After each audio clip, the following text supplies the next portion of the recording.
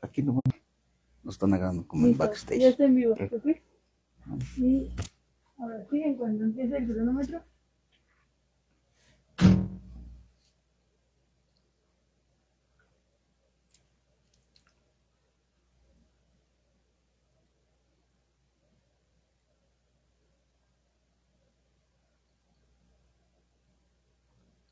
Pues el cronómetro ya empezó. ¿Ya estamos en vivo en YouTube?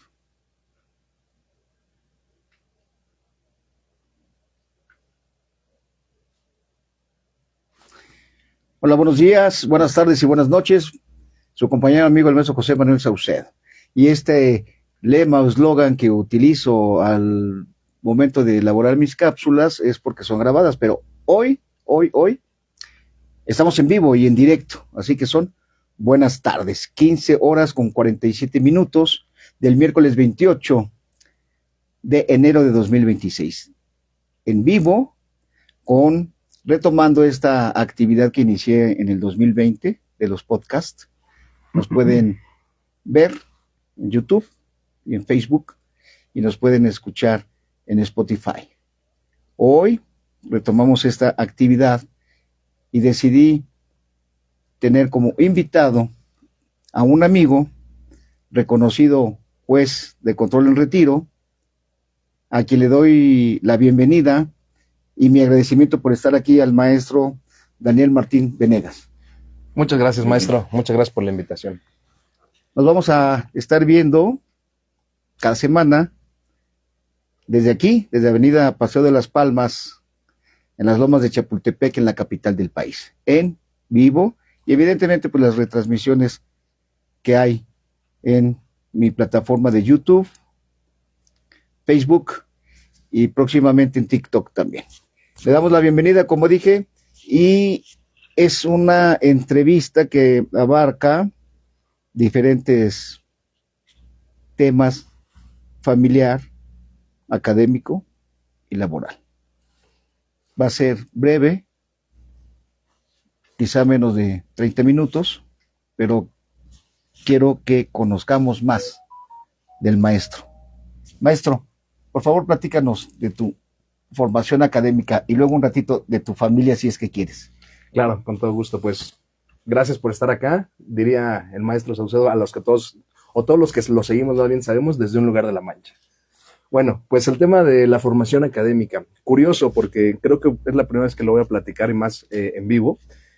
Yo no termino la preparatoria, me agarré como 3 años sabáticos y después de esos 3 años sabáticos dije, tengo que regresar a hacer algo de mi vida.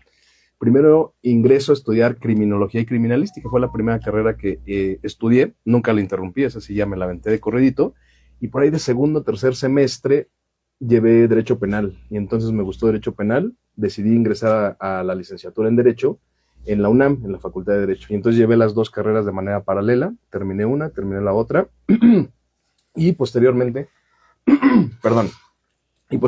me titulo de ambas. Inicio una especialidad en justicia penal para derechos humanos, luego una especialidad en criminología y criminalística, entro a una maestría en investigación criminal en ciencias forenses, posteriormente una maestría en derecho corporativo, ahí me salió un poquito de la línea, pero la estudié. Después doctorado en derecho penal y luego postdoctorado en derecho penal, que ese todavía no lo concluyo, pero ahí estamos. Y bueno, esa fue esencialmente la vía que llevé desde el punto de vista académico. Después de agarrarme esos 3 años sabáticos, ya me dediqué de lleno al tema escolar y bueno, me gustó demasiado, desde luego, el ámbito penal. Inicialmente traía la idea de dedicarme a la parte pericial, pero toda la trayectoria académica o la vida académica me condujo finalmente al derecho penal. Y bueno, a partir de ahí también, como siempre, o la mayor parte de mi formación, de mi ejercicio profesional lo dediqué al servicio público, 7 años como Ministerio Público, 3 años y poco más como juez de control. Pues obviamente las instituciones nos llevan a desarrollar o a incorporarnos a diversos programas de estudio de mejora continua, cursos, talleres, diplomados, especialidades, etcétera. Y bueno, todo eso sí ya ha sido concretamente en el ramo penal, pero también algunas otras disciplinas que de repente me gustan, como temas de derecho tecnológico, por ejemplo, temas de criptoactivos, de blockchain, algunas otras particularidades sobre incluso inteligencia artificial y demás. El maestro Daniel actualmente está postulando, además de dar clases, porque sale del Tribunal Superior de Justicia por una reforma judicial, que dicho con respeto, los abogados inteligentes pues nunca estuvimos de acuerdo. El tribunal perdió un excelente elemento y los abogados pues nos llegó nueva competencia. Maestro, ¿cómo es su familia? Mi familia, curiosamente mi familia no es absolutamente de abogados. Creo que por ahí tengo un tío perdido que es abogado. No perdido pues, sino que es el único que es abogado. Y no estoy seguro siquiera si recuerdo que alguien me dijo en alguna ocasión que había sido Ministerio Público o Defensor Público, pero creo que es el único abogado de mi familia. En general todos ellos se dedican, digamos, a 3 rubros. Muchos son ingenieros, sobre todo en temas de petroleros. Muchos otros, la gran mayoría se dedica a temas de negocios y algunos otros son enfocados a temas de salud, pero absolutamente nada del tema de la abogacía. Y entonces eso también fue curioso, porque cuando yo les dije quiero ser abogado, me dijeron, ¿abogado? ¿Por? si no hay nadie en la familia. Y sobre todo cuando les dije quiero ser penalista. Mi mamá, por ejemplo, en un momento determinado me dijo, ¿penalista? No, si yo te veo, si quieres ser abogado, vete a derecho corporativo, a derecho fiscal, que estés en tu oficina en Palmas, ¿no? Por ejemplo, no andar ahí en los reclusorios, en los ministerios públicos y demás. Pero bueno, creo que cada uno nacemos con una vocación específica o la encontramos en el camino y en mi caso fue ese el camino que me gustó y que decidí llevar. Yo sé la respuesta a la siguiente pregunta, pero una ocasión presenté un amparo por la violación al derecho de imagen cuando aparece un detenido en las páginas de la fiscalía, del periódico local, etcétera. Me dan la suspensión inmediatamente. En el tema de la competencia, le dije, está en todo el mundo esta página, porque es internet. Usted, pues, es competente. Puede ser de la Ciudad de México, puede ser del Estado de México. Bueno, entonces yo sé de dónde es usted, pero platícanos a qué entidad federativa, porque esto llega a todo el país. Sí. Para quienes no te conocen. Bueno, fui juez en el Estado de México, fui Ministerio Público en la Ciudad de México. Ahora como postulante llevo apenas 4 o 5 meses más o menos y ya tengo la fortuna de estar en Tlaxcala, Jalapa, Cancún, Puebla, Guadalajara y Morelos, ¿no? Entonces ya de este lado nos vamos a todo el país. ¿En dónde realizó sus estudios, maestro? Preponderantemente en la Ciudad de México, en la Facultad de Derecho de la UNAM, concretamente la licenciatura, ¿no? Ya las otras, pues en algunas otras universidades. Aparte de litigio que vamos a seguir hablando, sé que da clases. Y me puede comentar, o nos puede comentar, o me puedes comentar a partir de cuándo das clases. Esencialmente a partir de que salí del Poder Judicial. Cuando estaba en el Poder Judicial, si bien sí había recibido algunas invitaciones, quería dedicar mi tiempo y mi concentración exclusivamente a la función pública. Porque si bien no es incompatible, desde luego todos lo sabemos, el tema académico, sí creo que una función pública reclama el 100% de la atención. Y, por ejemplo, no salía a actividades o convivios con muchos abogados. De hecho, eso es algo que comento mucho. Cuando estaba por salir, tenía así como un poco de miedo de decir, no conozco absolutamente a nadie. Y afortunadamente la gente sí me conocía ahí y se me empezaron a acercar, pero trataba de mantener también esa sana distancia entre los abogados y el órgano jurisdiccional justo para evitar cualquier tipo de malinterpretación. El maestro Daniel Martín estuvo de MP en la Ciudad de México como 7 años, como juez unos 4. ¿Y cuánto tiempo lleva postulando? ¿6 meses? Desde septiembre para acá son 4 o 5 meses más o menos. Bien, no conozco un abogado postulante que en los 6 primeros meses haya visitado tantos estados de la República, ¿no? Yo regresé de PGR en el 2011, 12, 13, 14, 15, pasaron 5 años en el 2016 para salir de Tlalnepantla, así que muchas felicitaciones. Muchas gracias. ¿Cuál tipo de asuntos le agradan más y por qué? Siempre me han agradado los más complicados. De hecho, desde que era Ministerio Público, yo pedía que me mandaran a los asuntos relevantes. Como juez me encantaba que me llegaran asuntos relevantes y mediáticos. Entonces, digamos que esos que tienen un poco más de presión social mediática son los que más me gustan. ¿Y por qué? Porque te obligan indefectiblemente a prepararte más, a estudiar más, a tener una mejor estrategia y una mejor forma de afrontarlos. Cuando son asuntos, digamos, de mero trámite, por así llamarlos, desde luego ninguno puede ser tomado de esa forma, pero donde hay una línea específica de seguir A, B, C, me refiero, no te exigen tanto como cuando hay algún factor distinto o de mayor presión que te llevan a estudiar más jurisprudencia interamericana, nacional o aplicar ciertos parámetros específicos. Su servidor ayer estuvo en la Cámara de Diputados por una invitación del diputado Sergio Mayer y estaba yo entusiasmado, pero hoy estoy más. Hoy estoy más con el maestro. Muchas gracias. Porque para quienes se acaban de conectar, estamos retomando esta actividad del podcast que iniciamos, como dije en un principio, en el 2020, ¿no? A 5 años, pues tenemos a un abogado de prestigio, ya dije, ex juez de control o juez de control en retiro, que se incorporó a las filas del litigio. ¿Cuáles considera, maestro, que son los asuntos más difíciles de atender? Sin duda, hoy en día, dada cuenta el contexto social en el que nos encontramos y desde luego el contexto político-criminológico, político-criminal, sin duda creo que los más difíciles de atender son aquellos que van relacionados con perspectiva de género. Cuando hablamos de temas de perspectiva de género, sabemos que no hay mucho que hacer. De por sí se establece, yo no comparto, nunca he compartido el tema del famoso estándar mínimo, pero bueno, sabemos que es un estándar reducido, por ejemplo, para una etapa preliminar. Sabemos que desafortunadamente se sigue condenando con apenas señalamientos, no es lo correcto, pero es lo que se realiza. Más aún tratándose de temas de perspectiva de género, se da un valor súper preponderante y se limitan las exigencias del razonamiento probatorio que exigen siempre buscar ese conocimiento o ese soporte probatorio adyacente para dar soporte justo a la narrativa propia de la víctima y se está yendo con la misma como si fuera una verdad absoluta. Entonces creo que esa es la parte más difícil de litigar en los asuntos. Ahí en la cabina, Samuel, por favor, si fueras tan amable, en una hoja con una pluma, si tenemos preguntas de nuestros seguidores en YouTube y en Facebook, me los pasas aquí en una hojita, por favor, porque a lo mejor hay preguntas para el maestro. Espero que los haters ahorita anden de vacaciones en Acapulco. Entonces, ahorita que puedas, me pasas las preguntas, ¿no? Yo creí que me iba a contestar que los asuntos más difíciles eran los federales.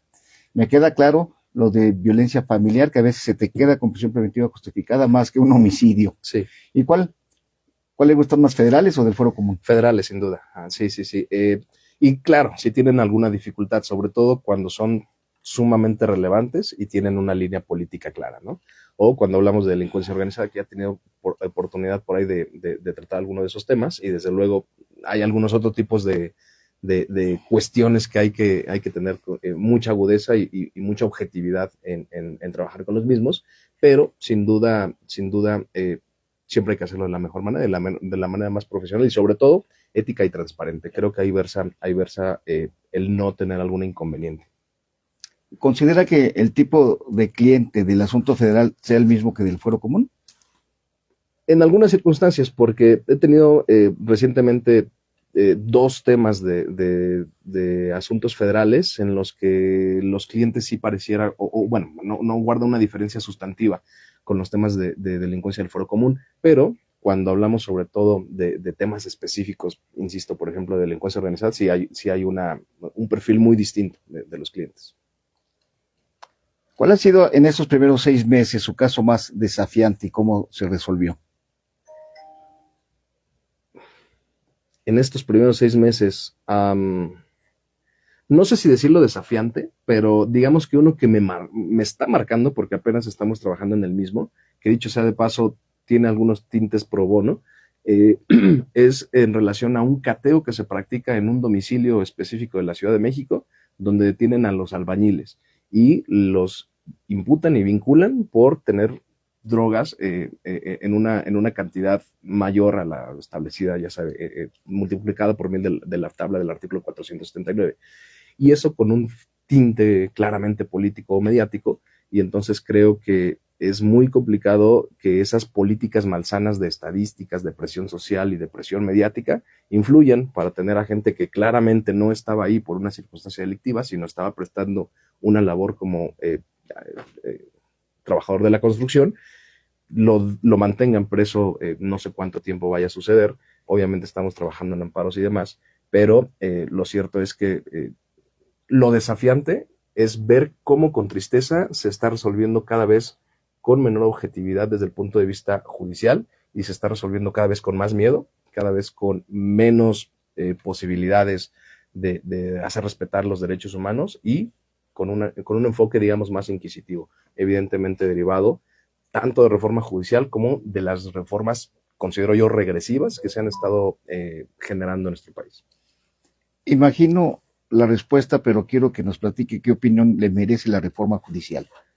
Bueno, yo desde un primer momento no estuve de acuerdo sobre el particular, pero ¿por qué no? Primero, porque en alguna ocasión en la sala de audiencias alguien me dijo de broma, quiero aclarar, de broma, por parte de la fiscalía. Me dijeron, es que si usted no vincula, entonces no vamos a votar por usted.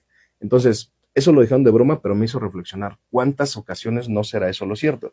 Y entonces, ¿en cuántas ocasiones, como justo lo acabo de decir, los jueces no resuelven, ya no porque sea lo justo, ya no porque tengan la convicción de que se están respetando derechos o de que se está yendo en pro de la verdad o en pro de la justicia, sino más bien para conservar su plaza, para conservar su trabajo, para garantizar su posición en las boletas o en los acordeones, también hay que decirlo, del próximo 2027.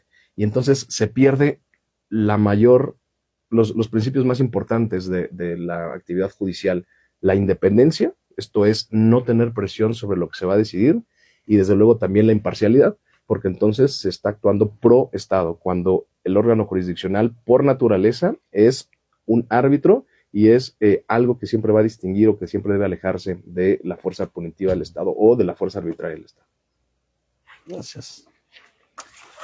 ¿Qué le espera a este país, según su opinión, con esta reforma? Considero y espero de todo corazón, porque también ya tenemos ahí claro que en la Comisión Interamericana de Derechos Humanos ya se ha iniciado este proceso contra el Estado mexicano por la reforma judicial. Espero que a la postre llegue a la Corte Interamericana y se emita una sentencia condenatoria en contra del Estado, porque evidentemente sí trastoca esta justicia en su vertiente de imparcialidad y en su vertiente de independencia. Y entonces, ¿qué le espera o qué esperaría, mejor dicho? Retroceder y regresar a la carrera judicial, sobre todo porque se está o existen requisitos para formar parte del Poder Judicial muy laxos, no solamente en materia penal, sino en todas las materias, y eso implica que no hay una cualificación de los integrantes de la judicatura para establecer si tienen la capacidad y los conocimientos específicos para llevar sobre todo cuestiones inherentes a patrimonio, libertad, trabajo y todas las cuestiones tan significativas y relevantes que se ven en los órganos jurisdiccionales.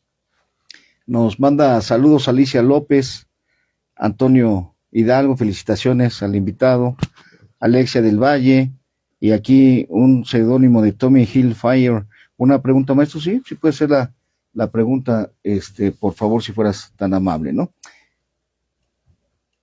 En el gremio de abogados, ¿tú consideras que hay algún tipo de crisis? Yo creo que no, yo creo que por el contrario, derivado de justamente esta regresión que se está viendo en materia de derechos humanos y en materia de reformas, creo que se están coaligando, se están agremiando de una mejor manera los abogados. Yo tuve una sensación de primera mano extraordinaria cuando hubo la detención de las personas relacionadas con la marcha de la generación, ¿cómo se llama? ¿Z? De la generación Z, sí. Hubieron varios detenidos, dos grandes amigos mutuos, Fito, Gabriel Luna, convocaron de pronto abogados para prestar atención por estas detenciones arbitrarias, y en unas horas nos aglutinamos más de 400 o 500 abogados en un grupo de WhatsApp, todos con un enfoque específico de brindar esta atención de manera gratuita a esas personas detenidas, algunos en sus lugares, en sus domicilios, en sus estados, promoviendo amparos, otros buscando jurisprudencias, otros llamando o haciendo denuncias en derechos humanos, en el órgano interno de control, etcétera. Entonces, me di cuenta de manera muy gratificante cómo ante estas crisis de Estado se pudieron dejar los egos, dejar los orgullos, dejar incluso los emolumentos, es decir, no pensar en un enfoque económico y unirnos de una manera que pudimos, por lo menos, tratar de generar algo con un impacto social positivo. Creo que si eso sigue avanzando, por ejemplo, en tema de prisión preventiva, yo ayer me reunía con uno de estos amigos y les decía, bueno, ¿por qué no como gremio nos juntamos, armamos un amicus curiae para ir a la corte donde se va a debatir el tema de la prisión preventiva y presentamos el proyecto? También que la corte sepa lo que todo el gremio de abogados opinamos sobre ese particular. Y es un proyecto que voy a estar impulsando. Qué bueno que aprovechemos el podcast para invitar a quienes quieran unir a esa postura con la firme claridad de que las autoridades jurisdiccionales máximas tengan ese conocimiento de la opinión del gremio jurídico. Me tocó estar en la defensa de Rosario Robles hace 6 años en la audiencia inicial y tengo una pequeña idea de lo que es postular contra el Estado.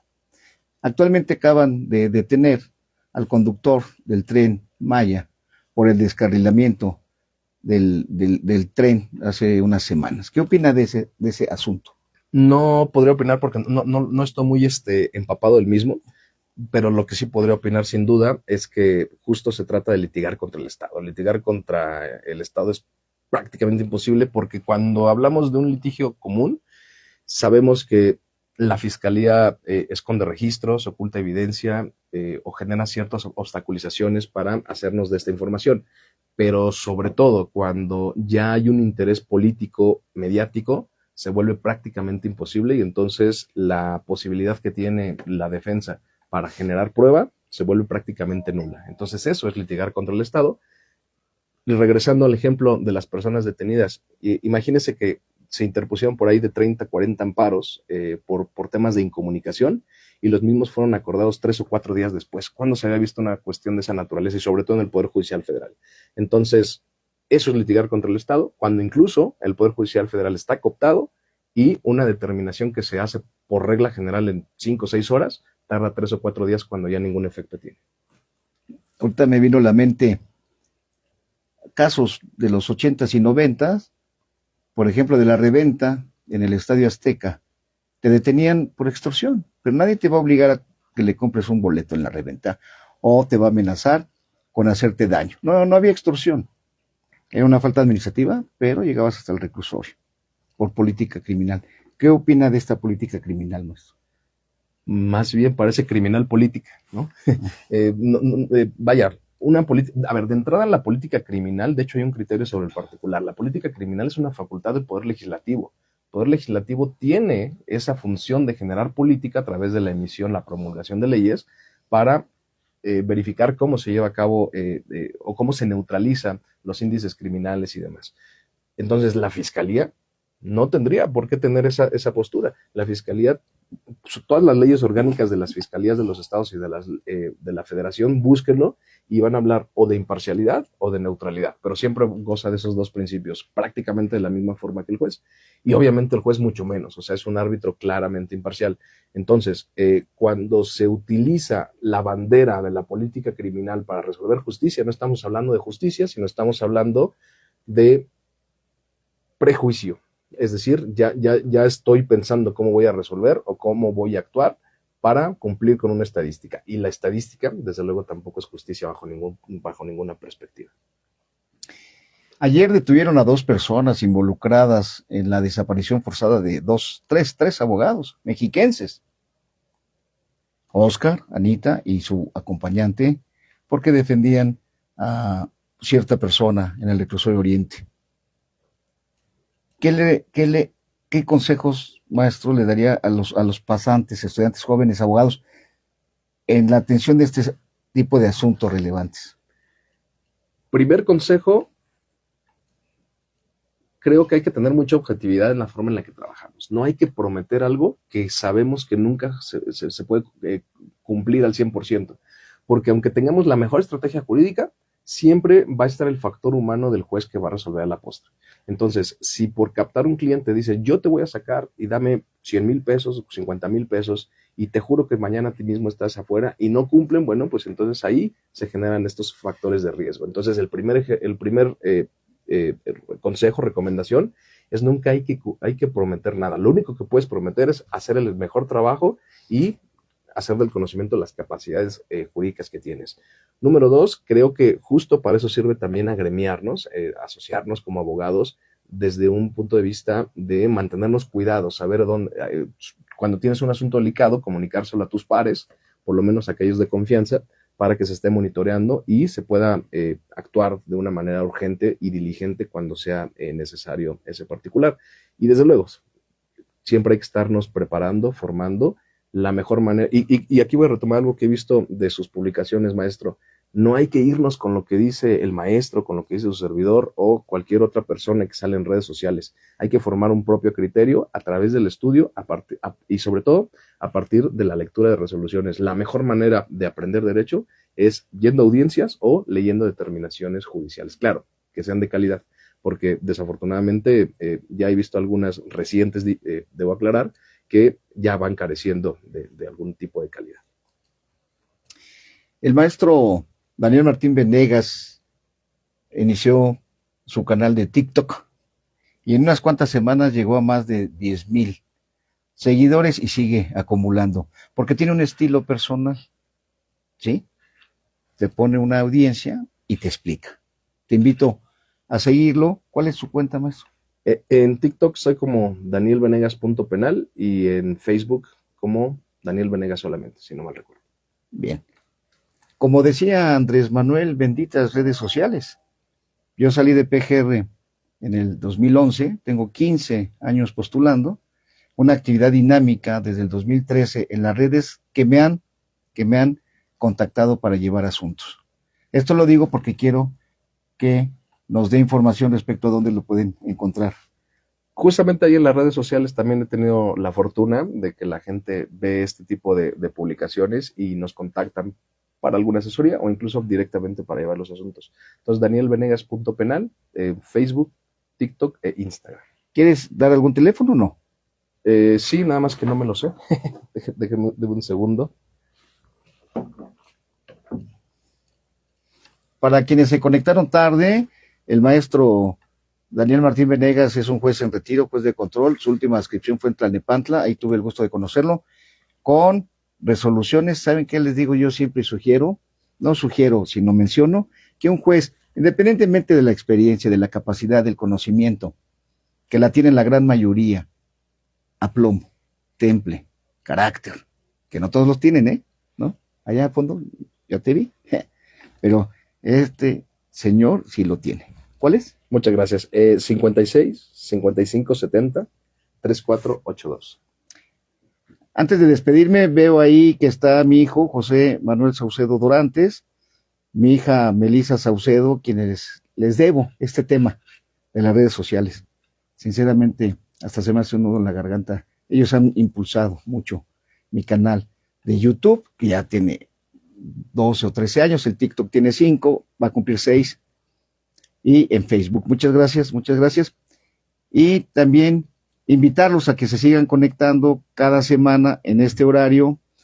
Por lo regular va a ser los días miércoles para nuestro podcast, que ahorita lo están viendo en vivo en YouTube y en Facebook, pero lo van a poder escuchar en nuestro canal en Spotify. ¿Algún otro comentario, maestro? Pues únicamente agradecer el favor de la invitación, maestro, desearle todo el éxito que sobra, porque claro que lo que emprende tiene éxito y deseo que continúe con el mismo. Les voy a platicar algo que no es parte de la entrevista, es algo personal. Tengo un hermano desaparecido desde el 7 de enero de 2014, ¿sí? En ese... muchas gracias. Gracias a Abraham. Y les decía que desafortunadamente mi hermano no sé qué fue a hacer a Acapulco, lo desaparecieron, nunca supimos de él, devolvieron su camioneta, y en ese momento yo, para tener mi mente ocupada, empecé muchas actividades y muchas tareas, ¿sí? Yo en la familia pues nos estábamos muriendo por esa situación, nunca supimos qué fue de él. Un beso donde quiera que estés. Y entonces por eso tengo tanta actividad, porque quiero tener mi mente ocupada. Gracias, Abraham. Gracias, Pepe. Gracias, Melissa. Gracias a los compañeros del despacho. Son parte de mi familia extendida, ¿verdad? Y gracias a nuestro invitado. Es el primero con esta entrevista. Como les dije, retomamos esta actividad del podcast. Gracias por ustedes que se conectaron y hasta la próxima. Muchas gracias. Muchas gracias.